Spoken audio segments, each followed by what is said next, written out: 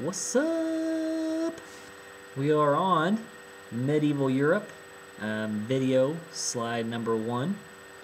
Let's see here. Word for the day, cookies. Just sounds fun to say. Just say it once. Cookies. And everybody loves cookies, right? So, I mean, why not? Why doesn't the word sound great? It just sounds great. Just say it once. But you gotta say it with a little bit of oomph, like cookies or cookies. I might just yell it a few times today. I don't even know why. Just cookies.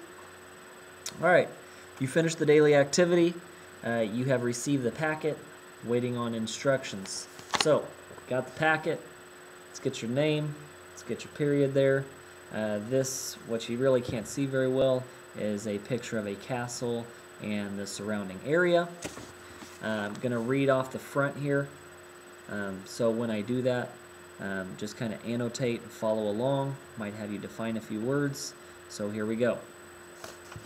The medieval period of European history was characterized the breakdown of the state.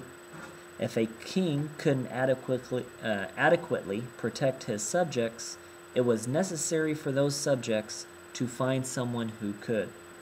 Weaker people sought out stronger people for protection. This came to be known as feudalism. Strong people protected weaker people in return for service. The foundation of this protection was the castle. It was into the castle that people could retreat in times of war. It was the land around the castle, the manor that the people worked in times of peace. So basically it's saying at this time it was the breakdown of the state. Individuals became powerful. When they became powerful, subjects or people sought out their protection. They lived in the castle, and they worked for the people around them. And usually the manor was outside the castle, so in times of peace, the people would go out in the manor and actually work it. However, if it was not peaceful, then they would move into the castle area. So right off to the bottom here, I want you to write 2 complete sentences about what that paragraph means to you. Interpret it, infer it, whatever you want to do with it, but just kind of talk about it and make sure it's 2 complete sentences, okay? Pause, get it done. I know a lot of you are waiting until the end to complete things, and that is not the way to handle it. Okay, so hopefully you have unpaused it after you wrote your 2 complete sentences. Turn to page, this would be page 2. I know you can't see it very well, but it was identified. It basically goes through everything that you're going to do. It has lesson 1, 2, 3, 4, 5, and 6. And then it also has 4 different projects. We will have a tournament newsletter we will complete in class, which we will do on the computer. There's a Dark Ages video we will complete, and there's a worksheet in this packet that we will complete with that. Apocalypto, if you've never seen it, awesome movie. It has to do with early American civilization, and so we're going to watch part of that and have a project with it. And then also Project 4 is the America's Crossword Puzzle. So if you can complete all those things, you're going to be right on track for success. Say it with me. Success. One more time. Say it with me. Success. A lot of success in there. All right. Let's move on to page 3. There is a PowerPoint with this. I'm not going to upload it for you today, but it will be on there for the next day, and we'll kind of talk about that when I make the next set of videos. Objectives here: be able to characterize typical life on a feudal manor, be able to describe the feudal pyramid. So you should just be able to explain those things when we're done with this lesson. Again, do not forget to annotate. So get your pencil out, get it ready. As I read this, you should be reading it too.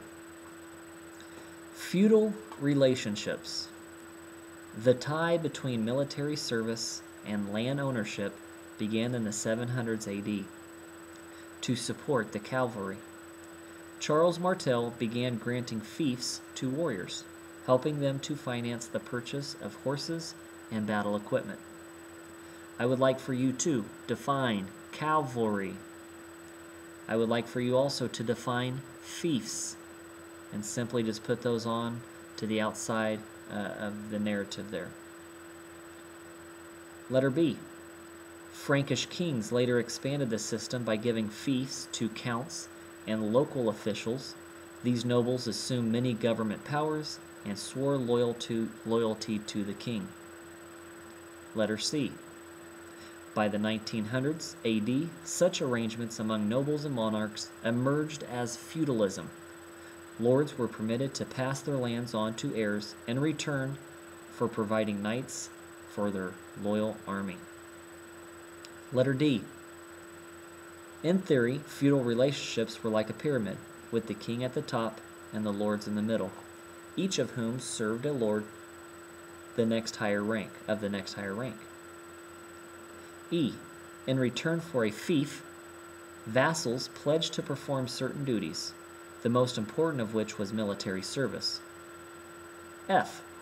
Because of the lack of a strong central government, warfare occurred frequently in a feudal society. As a result, every noble built a castle for defense against enemies. All right, a couple more things I want you to define here. I want you to define noble. I also want you to define, let's see, where is it at? Monarchs. So there's about 4 or 5 words there you should define in Roman numeral 1. And as soon as you're done with that, you go ahead and move on to the next video, which is Medieval Life Video Dose.